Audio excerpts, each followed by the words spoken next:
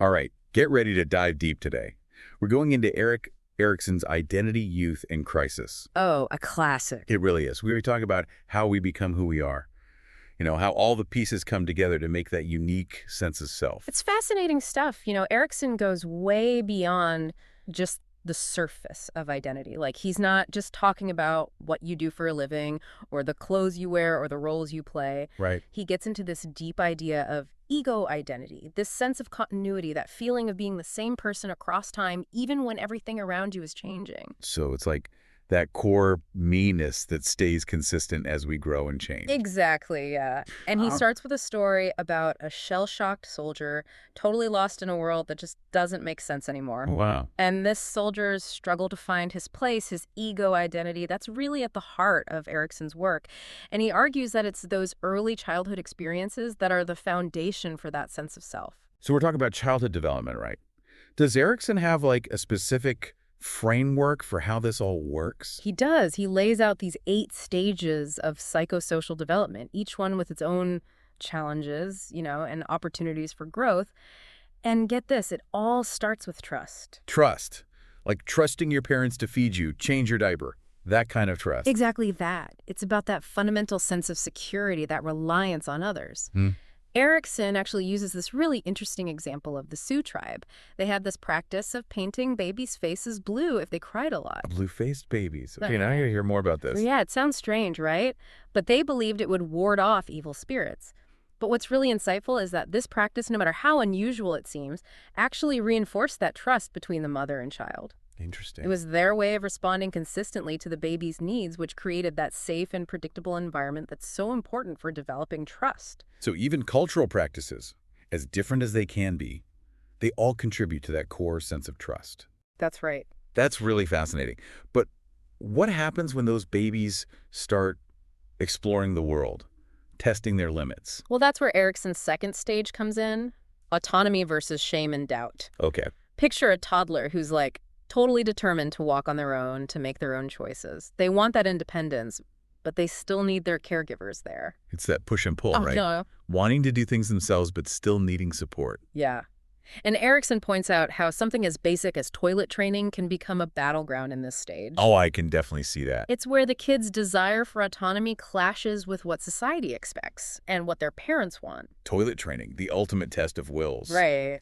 It's funny how something so ordinary can actually reveal so much about this stage of development. Okay, so we've got trust, we've got autonomy. What's the next brick in building this house of identity? Next up is initiative versus guilt. This is around preschool age when their world gets so much bigger. They're using their imaginations, trying new roles, and experimenting with all kinds of behavior. Yeah. But with all that new freedom comes the possibility of guilt, especially if they do something wrong or go against what's expected of them. So they're testing the boundaries, but sometimes they cross the line and then feel bad about it. Exactly. Erikson gives this example of a kid who's terrified of their own imagination because their fantasies get too real and overwhelming. Wow. It shows how this stage is about finding that balance between taking initiative and managing those feelings of guilt and responsibility. That's so interesting. It shows how even our inner world, our thoughts and feelings, play a part in making us who we are. What about when kids reach school age and suddenly they're in this world of comparisons and competition? How does that affect them? That's where Erikson's fourth stage kicks in. Yeah. Industry versus inferiority. Now it's all about being competent, mastering new skills, and feeling like you can do things. Erikson contrasts these two examples. There's Jill, a tomboy, who finds her identity through her skill at ranch work. And then there's this boy who struggles because he sees knowledge and learning as something feminine. Oh, wow. It shows how expectations from society, even subtle ones, can really impact a child's self-worth. So it's not just what we can do, but also how society views those abilities. Yeah, exactly. That's a really good point. I can only imagine what happens when those pressures get even stronger during the teenage years. Oh, for sure. That's when things get really complicated, right? Adolescence is a whole different ballgame. It's not just about hormones. It's this crucial time for putting together all those past identifications and really facing the future. Erikson calls it a psychosocial moratorium. Basically a time of exploration, trying things out, figuring out who they are in this larger world. Psychosocial moratorium sounds very official. Right. But it's basically like trying on different hats to see what fits, what feels right. Exactly. It's a bit like William James, another big psychologist who talked about his own long period of soul searching, trying to find his place. But this moratorium can also have a darker side, what Erickson calls identity confusion. Identity confusion. So, what happens when this exploration goes wrong? Well, it can show up in some pretty intense ways. There's this time distortion where teens feel stuck between childhood and adulthood, Okay. not sure where they belong. And then there's negative identity, where rebelling and defying everything becomes how they define It's themselves. like they'd rather be known for being bad than not be known at all. Right. Erickson talks about this patient who would rather totally fail than feel even a little bit secure. Wow. It shows this really strong need to have a defined identity, even if it's a negative one. That's such a powerful example. Choosing to fail spectacularly over living with uncertainty. But does Erickson connect this back to those societal forces we were talking about? He does. He says that labels and expectations from society can become traps, especially for teens who are already struggling with their identity. He tells this story about a young man who gets labeled as a delinquent and sent to a road gang just for talking back to the wrong judge. Oh, wow. It's a cautionary tale about how quickly authority figures can define a person's path based on just a few interactions. That's a powerful point. It makes you think about how those external factors can have such a huge impact, especially during those vulnerable teenage years. But what about the differences between men and women? Does Erickson look at how gender shapes identity? He does, and this is where his ideas get really interesting. He uses this phrase, womanhood in the inner space, to explore how biology and what's expected of women shape their identity in unique ways. Inner space. Mm. That sounds intriguing. What exactly does he mean by that? Well, he draws on his observations of kids playing. He noticed how girls would often create these enclosed, peaceful spaces in their play, the insides of houses, cozy little spots, focusing on quiet and closeness. It's in stark contrast to how boys play, which tends to be more outward focused, like building towers, playing with action figures, creating these big scenes of conflict and conquest. So even in their play, girls and boys seem drawn to different spaces, expressing themselves in different ways. Right. What does Erickson make of this? He suggests that this inner space is central to a woman's identity, reflecting their capacity for nurturing, for creating and protecting life. It's a theme that you see throughout history and across cultures, but it's also been used to justify keeping women in limited roles in society. That's where the historical context is so important, right? He's trying to understand these differences without falling into stereotypes. Mm. But what about race? How does that factor into identity? Erickson tackles this head on. He recognizes the huge impact race has on identity, especially for people of color. Mm. He shares this powerful quote from a young woman who says, "I have discovered that I am Black." Hmm. It speaks to that struggle for recognition, for defining yourself when society often puts limiting and harmful labels on you. It's a reminder that identity isn't just personal, it's tied to our social and cultural context. Does Erickson offer any solutions for navigating these complexities? He emphasizes the importance of recognizing and celebrating the strengths within marginalized communities. He says focusing only on the negative aspects of identity, what's been denied or taken away, can be a trap. Yeah. It's about finding that balance, acknowledging the challenges, but also highlighting the resilience and unique contributions of each group. That's a crucial point. It's not about ignoring the struggles, but also seeing the strength and resilience that's there. So, we've journeyed through childhood, touched on those turbulent teenage years, and gotten a glimpse of the wider social forces at work. What are some key takeaways from Erickson so far? What really stands out to me is how identity comes out of this lifelong process of navigating crises, taking in experiences, and constantly adapting to the world around us.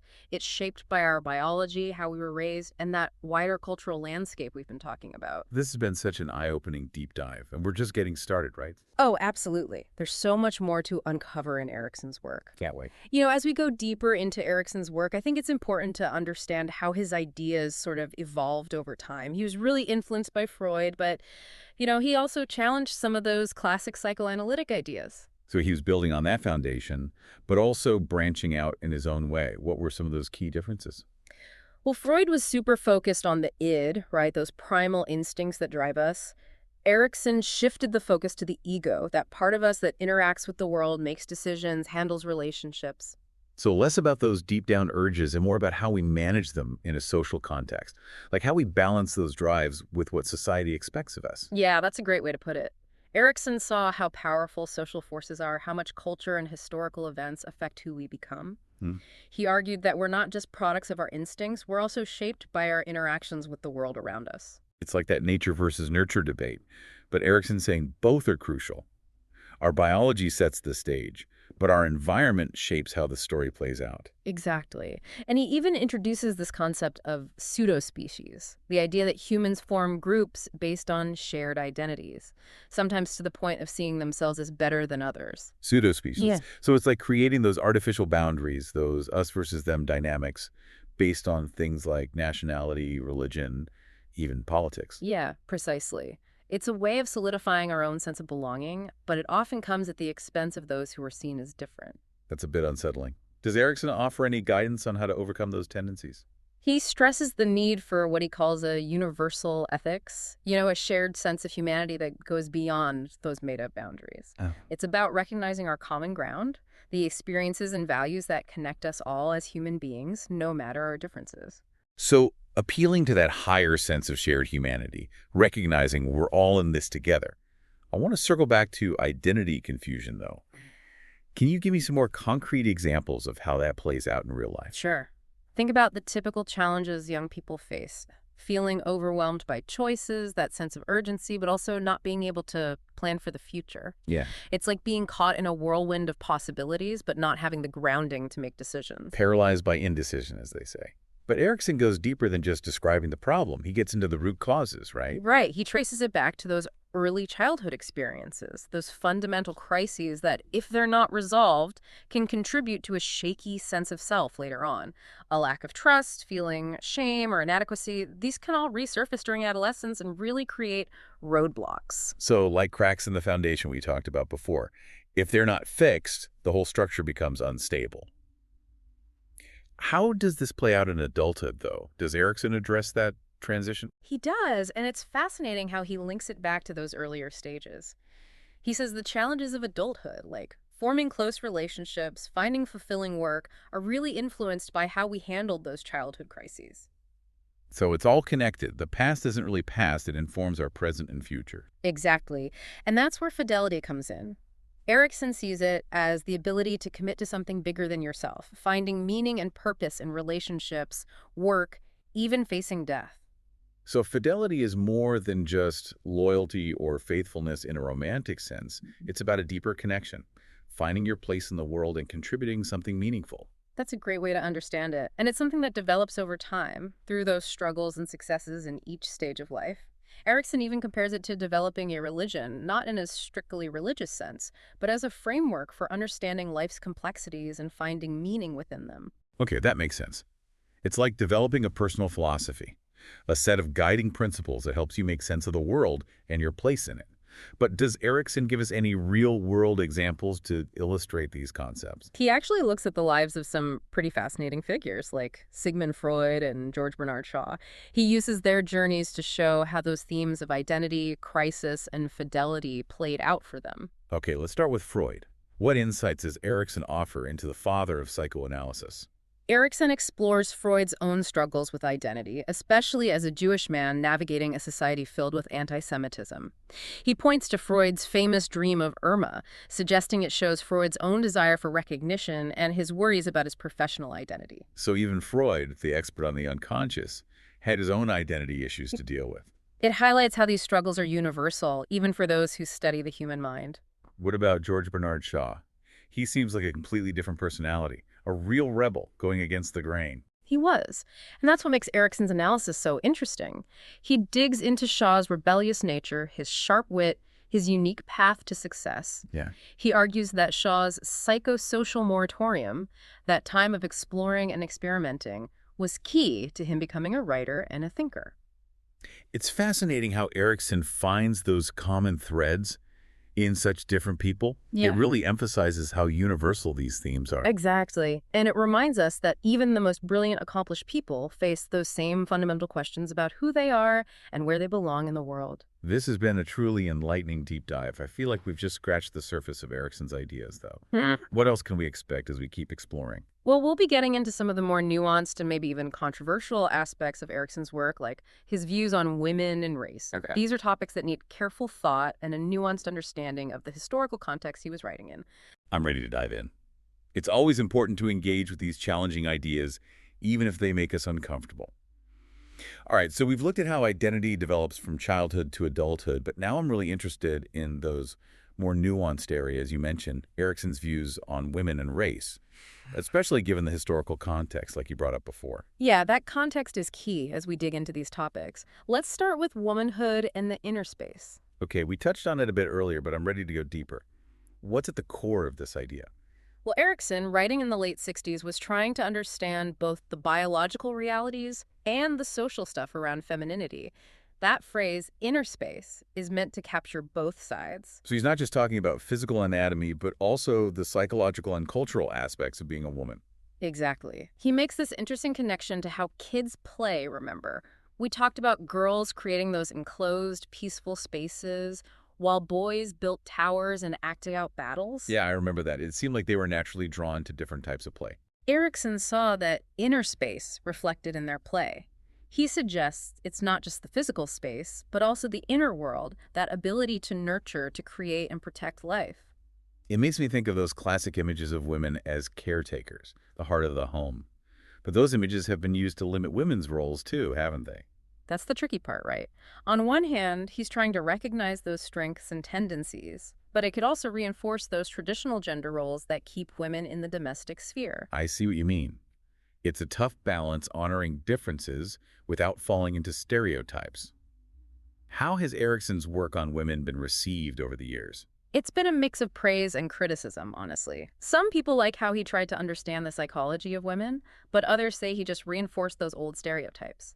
It shows that no theory is perfect, and even brilliant people are influenced by the thinking of their time. That's a good point. We have to look at these ideas critically, seeing both the insights and the limitations. Let's shift gears now and talk about Erickson's views on race. This feels especially relevant today with all the conversations about race and identity. Absolutely. And remember, he's writing during the Civil Rights Movement, a time of huge social change and confronting America's history of racism. So his work is very much shaped by that. So he's writing when these voices that have been silenced are finally being heard. How does he approach this really complex issue? He starts by recognizing the deep impact racism has, especially on how people of color form their identity. He shares this very powerful quote, "I have discovered that I am Black." It captures that struggle for recognition, that desire to define yourself when society often denies you that right. That quote is so powerful. It speaks to that need to claim your own identity, even when the world tries to tell you a different story. Does Erickson offer any solutions, any ways forward for people facing these challenges? He emphasizes what he calls pro-social action. It's about people of color taking back their own narratives, challenging those limiting and dehumanizing labels. He sees the civil rights movement as a great example of this pro-social action, a collective assertion of identity and a demand for equality. So it's about agency, taking control of your own story and not letting those external forces define you. What about the role of the white majority in this? Does Erickson address that? He does. And here's where his universal ethics comes back in. He says real progress needs a change in thinking among white people, a willingness to see their own part in systems of oppression and actively work to dismantle them. It's about moving beyond just seeing the problem to taking real action, dismantling those structures that perpetuate inequality. It's a call for empathy, for understanding, and for working together to create a fairer society. That's a great way to put it. It's about recognizing our shared humanity and understanding that we're all connected. Our identities are shaped by the broader social context, and we have a responsibility to work together to build a more inclusive and just world. This deep dive has been quite a journey. We've covered the foundations of identity, the intricacies of race and gender, and how those social and cultural forces influence who we become. As we wrap up, I'm left thinking about both our individual and collective responsibility in shaping our identities and creating a more just world. Any final thoughts for our listeners as they keep thinking about these ideas? As you think about your own journey of forming your identity, consider this.